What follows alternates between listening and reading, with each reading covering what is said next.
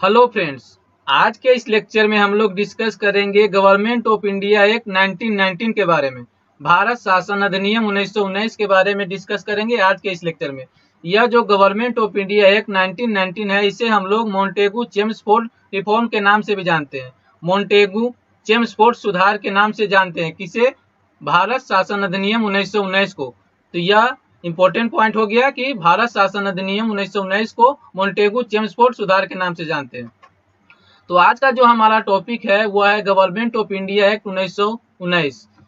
यह बहुत ही important topic है। इस टॉपिक से लगभग हर एग्जाम में प्रश्न पूछे ही जाते हैं, चाहे यूपीएससी का एग्जाम हो या फिर स्टेट सर्विस का एग्जाम हो या फिर कोई भी कॉम्पिटिटिव एग्जाम हो। हर एग्जाम में इस टॉपिक से प्रश्न पूछे ही जाते हैं और प्रश्न पूछे जाने की संभावना भी बहुत ज्यादा होती है। तो आज का जो हमारा टॉपिक है वह है भारत शासन अधिनियम 1919। तो चलिए स्टार्ट करते हैं। 20 अगस्त 1917 को 20 अगस्त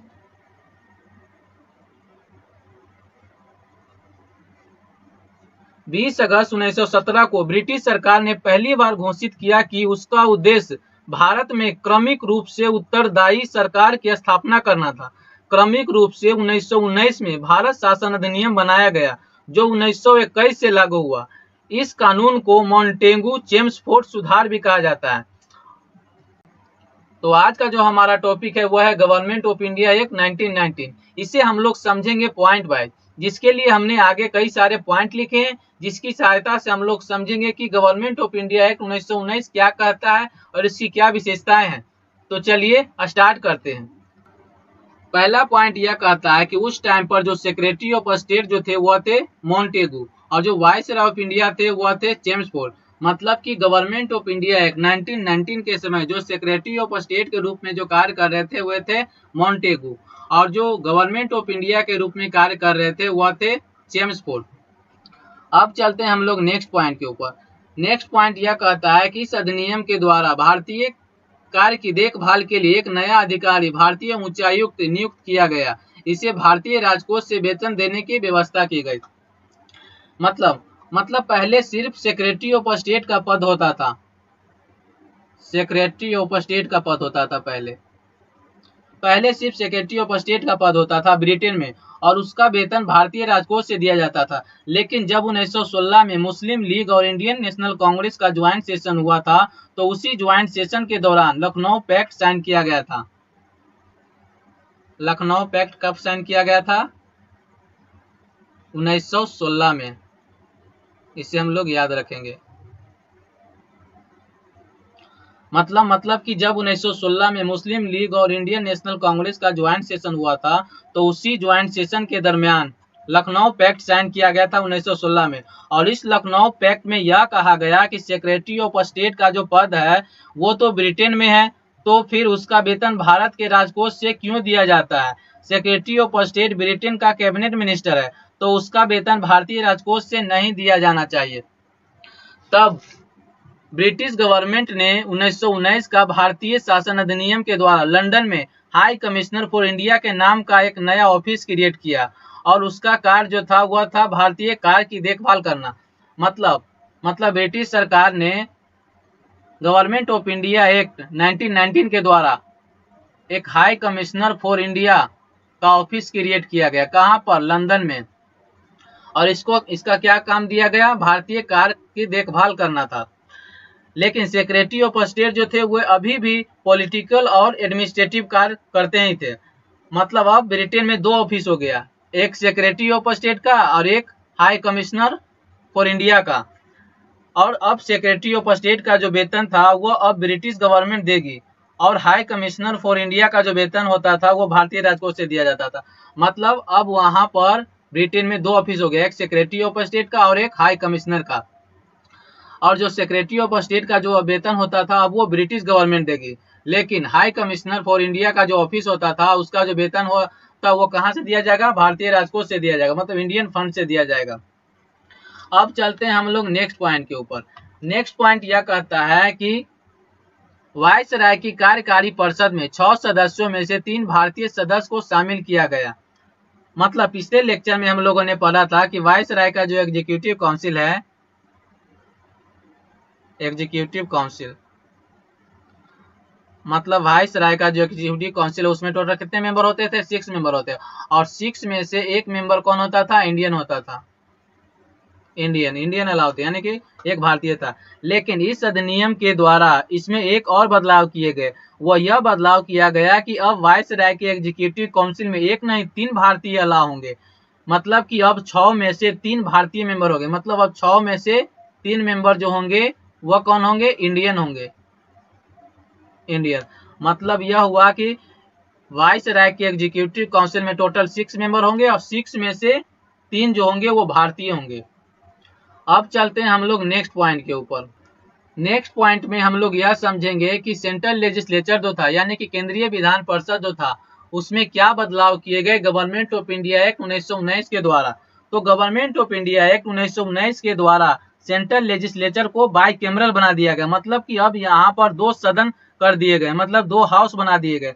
पहला जो था वो लेजिस्लेटिव असेंबली, जिसे लोअर हाउस भी कहा जाता था, और दूसरा काउंसिल ऑफ स्टेट, जिसे अपर हाउस भी कहा जाता है।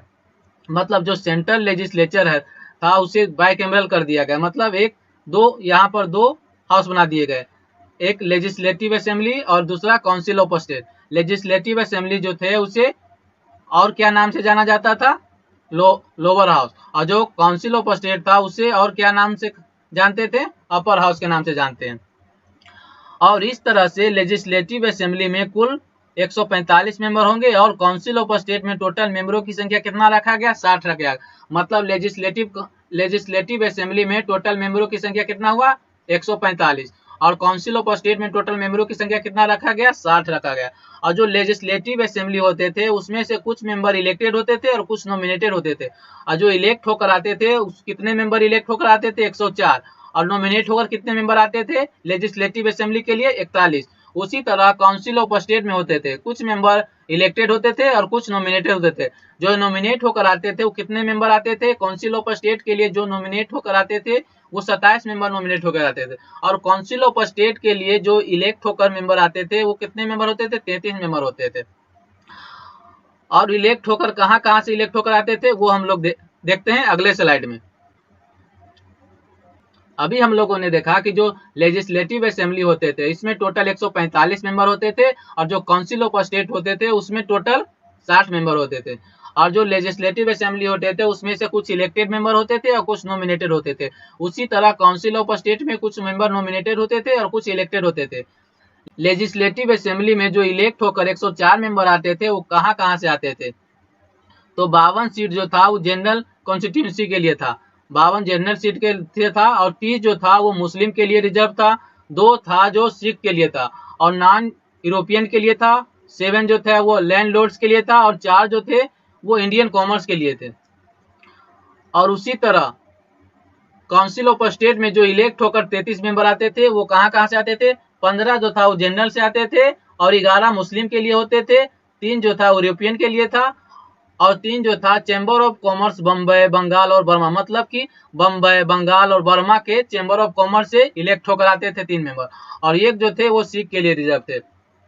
और जो लेजिस्लेटिव असेंबली होते थे उसमें से जो नॉमिनेट होकर आते थे 41 मेंबर, उसमें से कुछ ऑफिशियल होते थे और कुछ नॉन ऑफिशियल होते थे।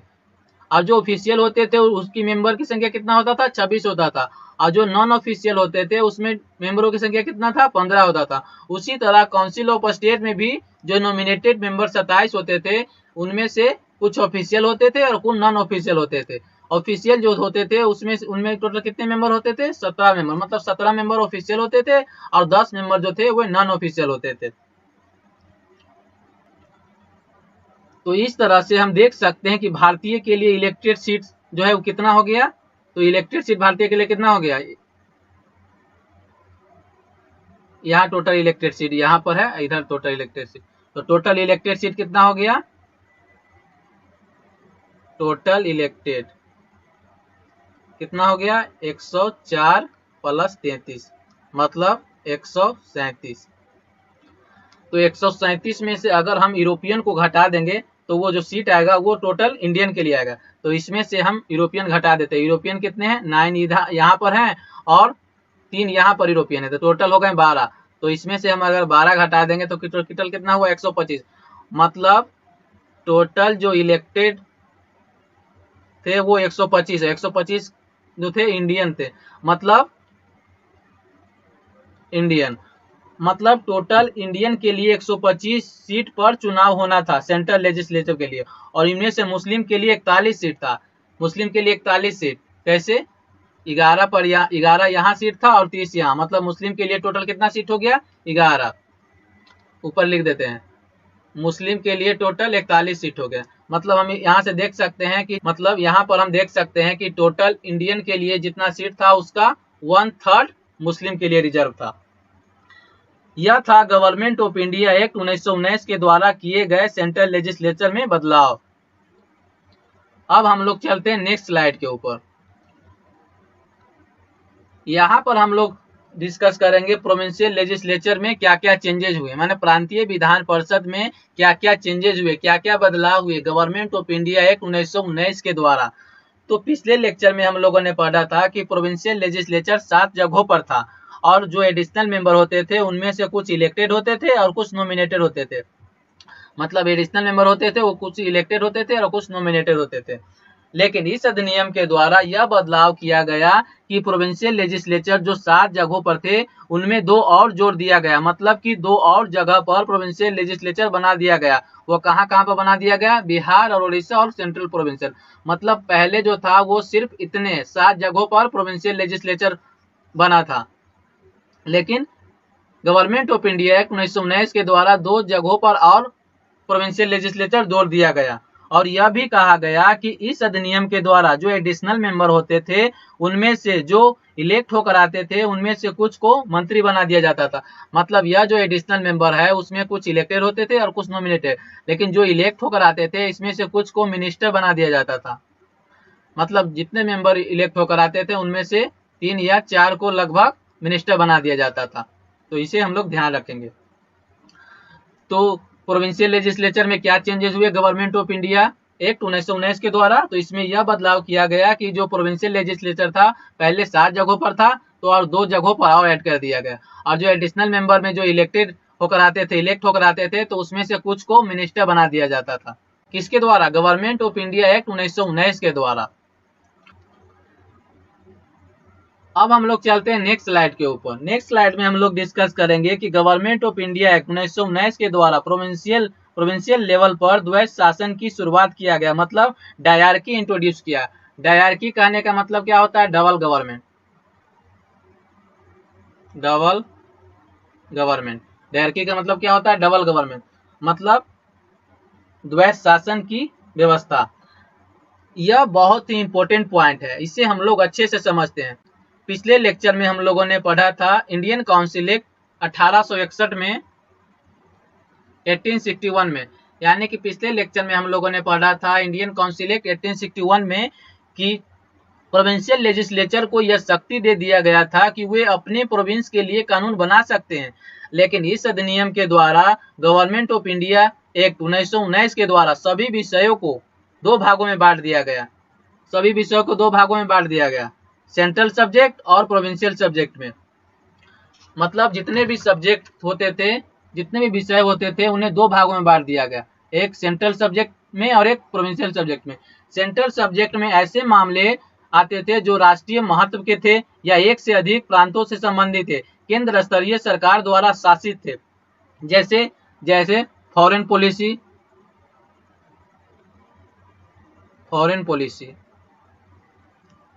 और डिफेंस और पॉलिटिकल रिलेशन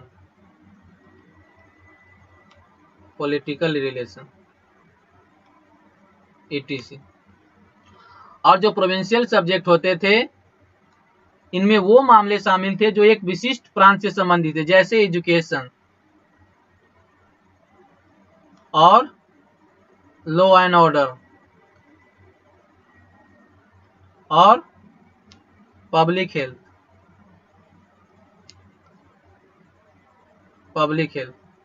etc। और प्रोविंशियल सब्जेक्ट जो थे उससे भी 2 भागों में बांट दिया गया। किन किन 2 भागों में, एक ट्रांसफर सब्जेक्ट और एक रिजर्व सब्जेक्ट। ट्रांसफर सब्जेक्ट को स्थानांतरित सब्जेक्ट कहते हैं और जो रिजर्व सब्जेक्ट था उसे आरक्षित सब्जेक्ट कहते हैं। और यह जो रिजर्व सब्जेक्ट होता था इस पे जो कानून बनाते थे, यहाँ पर कौन कानून बनाते थे? गवर्नर और उसके एग्जीक्यूटिव काउंसिल मिलकर यहाँ पर कानून बनाते थे। और जो ट्रांसफर सब्जेक्ट था इसके ऊपर जो कानून बनाते थे वो कौन बनाते थे? गवर्नर और प्लस जो इंडियन मिनिस्टर थे वो मिलकर यहाँ पर कानून बनाते थे। मतलब यह कि गवर्नमेंट ऑफ इंडिया एक्ट 1919 के द्वारा डायरकी इंट्रोड्यूस किया गया, मतलब डबल गवर्नमेंट सिस्टम की शुरुआत किया गया। और पिछले लेक्चर में यानी कि 1861 में हम लोगों ने पढ़ा था, 1861 के इंडियन काउंसिल एक्ट में हम लोगों ने पढ़ा था कि जो प्रोविंशियल लेजिस्लेचर था उसको यह शक्ति दे दिया गया था कि वे अपने प्रोविंस के लिए कानून बना सकता है। लेकिन इस अधिनियम के द्वारा यानी कि गवर्नमेंट ऑफ इंडिया एक्ट 1919 के द्वारा जितने भी विषय थे सबको दो भागों में बांट दिया गया, सेंट्रल सब्जेक्ट और प्रोविंशियल सब्जेक्ट। सेंट्रल सब्जेक्ट ऐसे मामले जो राष्ट्रीय महत्व के थे या एक से अधिक प्रांतों से संबंधित थे, केंद्र स्तरीय सरकार द्वारा शासित थे, जैसे foreign policy, defence, political relation इत्यादि। और जो प्रोविंशियल सब्जेक्ट थे उसमें वो मामले शामिल थे जो एक विशिष्ट प्रांत से संबंधित थे, जैसे education, agriculture, public health, law and order इत्यादि etc। और प्रोविंशियल सब्जेक्ट जो थे उसे भी दो भागों में बांट दिया गया, ट्रांसफर सब्जेक्ट और रिजर्व सब्जेक्ट। ट्रांसफर को हिंदी में बोलते हैं स्थानांतरित और रिजर्व को बोलते हैं आरक्षित। और जो रिजर्व सब्जेक्ट होते थे इसके ऊपर जो रिजर्व सब्जेक्ट पर जो कानून बनाते थे वे गवर्नर और उसके एग्जीक्यूटिव काउंसिल मिलकर बनाते थे। मतलब इस सूची में शामिल विषयों का प्रशासन गवर्नर द्वारा नौकरशाहों की कार्यकारी परिषद के माध्यम से किया जाता था। और यहाँ पर जो विषय शामिल थे, मतलब यहाँ पर कौन कौन से मामले आते थे? कानून व्यवस्था, फाइनेंस, लैंड रेवेन्यू और etc। और जो ट्रांसफर सब्जेक्ट होते थे इस पर जो कानून बनाते थे वे गवर्नर और इंडियन मिनिस्टर जो थे वे कानून बनाते थे। मतलब अभी हम लोगों ने समझा कि जो ट्रांसफर का हिंदी में क्या बोलते हैं? स्थानांतरित। मतलब स्थानांतरित विषयों को विधान परिषद के निर्वाचित सदस्यों में से नॉमिनेटेड मंत्रियों द्वारा प्रशासित किया जाता था।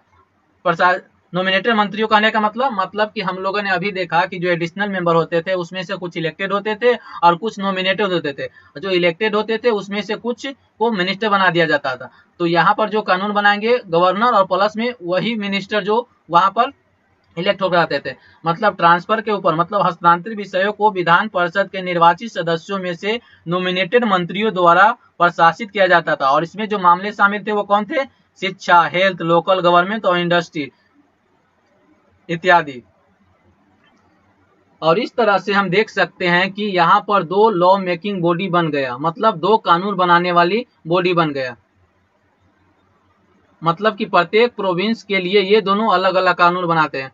मतलब एक हो गया रिजर्व सब्जेक्ट, इस पर कौन कानून बनाता था? गवर्नर प्लस में इसके एग्जीक्यूटिव काउंसिल मिलकर, एग्जीक्यूटिव काउंसिल। और जो ट्रांसफर सब्जेक्ट था इस पर कौन कानून बनाता था? गवर्नर प्लस में मिनिस्टर, इंडियन मिनिस्टर जो होते थे। मतलब यहाँ पर हम लोग देख रहे हैं इस तरह की, मतलब इस तरह हम देख सकते हैं कि जो लॉ मेकिंग बॉडी है वो दो बन गया। वो कौन कौन? एक जो है वो रिजर्व सब्जेक्ट पर कानून बनाती है, तो दूसरी बॉडी जो है वो ट्रांसफर सब्जेक्ट पर कानून बनाती है। मतलब कि प्रत्येक प्रोविंस के लिए ये दोनों कानून बना रहे हैं अलग अलग। एक रिजर्व सब्जेक्ट जो होते हैं उस पर कानून बनते हैं अलग, और एक जो ट्रांसफर सब्जेक्ट होते हैं उन पर कानून अलग बनते हैं। और जो रिजर्व सब्जेक्ट होते थे उस पर जो कानून बनाते हैं वो गवर्नर और उसके एग्जीक्यूटिव काउंसिल मिलकर बनाते हैं, और जो ट्रांसफर सब्जेक्ट पर जो कानून बनाते हैं वो गवर्नर और इंडियन मिनिस्टर जो होते थे वो मिलकर बनाते थे। तो इस तरह से डबल गवर्नमेंट सिस्टम का शुरुआत होता है। इसे हम लोग एक बार और थोड़ा समझ लेते हैं ताकि अच्छे से क्लियर हो जाए, ताकि कोई डाउट ना रहे। तो हम लोग यहाँ पर अच्छे से देख सकते हैं कि यहाँ पर दो कानून बन रहा है, एक रिजर्व सब्जेक्ट के ऊपर और एक ट्रांसफर सब्जेक्ट के ऊपर। रिजर्व सब्जेक्ट के ऊपर जो कानून बन रहा है वो गवर्नर और उसके एग्जीक्यूटिव काउंसिल बना रहे हैं, और जो ट्रांसफर सब्जेक्ट के ऊपर जो कानून बन रहा है वो गवर्नर और इंडियन मिनिस्टर जो होते थे वो मिलकर कानून बना रहे हैं। मतलब यहाँ पर दो लॉ मेकिंग बॉडी है। मतलब कि प्रत्येक प्रोविंस के लिए ये दोनों कानून बना रहे हैं। मतलब जितने भी प्रोविंस है उनके लिए ये दोनों कानून बना रहे हैं, एक रिजर्व सब्जेक्ट के ऊपर और एक ट्रांसफर सब्जेक्ट के ऊपर, और इस तरह से डबल गवर्नमेंट का शुरुआत होता है। अब चलते हैं हम लोग नेक्स्ट पॉइंट के ऊपर। ये कुछ पॉइंट यहाँ पर लिखे गए हैं जो हम लोगों ने अभी अभी इसे समझ लिया है, तो चलिए एक बार हम लोग इसे रिकॉल कर लेते हैं। तो यह कहता है कि इस अधिनियम के द्वारा द्वैध शासन प्रणाली का शुरुआत होता है, और जो जितने भी सब्जेक्ट थे उसे दो भागों में बांट दिया जाता है, एक सेंट्रल सब्जेक्ट में, एक प्रोविंशियल सब्जेक्ट में। सेंट्रल सब्जेक्ट मतलब ऐसे मामले जो राष्ट्रीय महत्व के थे या एक से अधिक प्रांतों से संबंधित थे, केंद्र स्तरीय सरकार द्वारा शासित थे। और इसमें कौन कौन से मामले आते थे? Foreign affair, defence, political relation और कम्युनिकेशन और ईटीसी। और जो प्रोविंशियल सब्जेक्ट होते थे इसमें वो मामले शामिल थे जो एक विशिष्ट प्रांत से संबंधित थे, और इसमें कौन कौन से मामले आते थे? Public health, education, general administration, medical facility, land revenue और लॉ एंड ऑर्डर और एग्रीकल्चर और इत्यादि। अब चलते हैं हम लोग नेक्स्ट स्लाइड के ऊपर। यहाँ पर हम लोग देख रहे हैं कि जो प्रोविंशियल सब्जेक्ट है इसे भी दो भागों में बांट दिया गया, जो हम लोगों ने अभी अभी समझा कि एक रिजर्व और एक ट्रांसफर। ट्रांसफर कहने का मतलब स्थानांतरित और रिजर्व कहने का मतलब आरक्षित। दो प्रोविंशियल सब्जेक्ट जो थे उसे दो भागों में बांट दिया गया, रिजर्व और ट्रांसफर। रिजर्व मतलब आरक्षित सूची में शामिल विषयों का प्रशासन गवर्नर द्वारा नौकरशाहों की कार्यकारी परिषद के माध्यम से किया जाता था। मतलब रिजर्व सब्जेक्ट जो थे उस पर कौन कानून बनाते थे? गवर्नर और उसके एग्जीक्यूटिव काउंसिल मिलकर, एग्जीक्यूटिव काउंसिल मिलकर। और जो ट्रांसफर सब्जेक्ट होते थे उस पर कौन कानून बनाते थे? गवर्नर और जो इंडियन मिनिस्टर होते थे वो मिलकर कानून बनाते थे। और जो रिजर्व सब्जेक्ट में कौन कौन से मामले आते थे? Law and order, finance, land revenue, irrigation इत्यादि। और ट्रांसफर सब्जेक्ट में कौन कौन से मामले आते थे? Education, health, local government, industry, agriculture, excise, etc. अब हम लोग गवर्नमेंट ऑफ इंडिया एक्ट 1919 के बारे में कुछ इंपॉर्टेंट पॉइंट डिस्कस कर लेते हैं। कुछ एक्स्ट्रा पॉइंट है जो बहुत इंपॉर्टेंट है, उसे हम लोग समझ लेते हैं।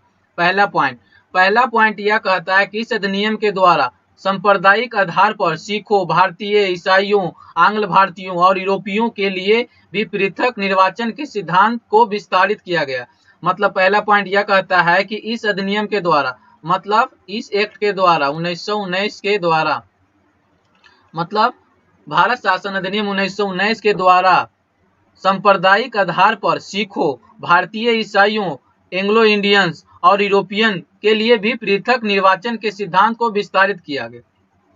और दूसरा पॉइंट यह कहता है कि इससे एक लोक सेवा आयोग का गठन किया गया। अतः 1926 में सिविल सेवकों की भर्ती के लिए केंद्रीय लोक सेवा आयोग का गठन किया गया।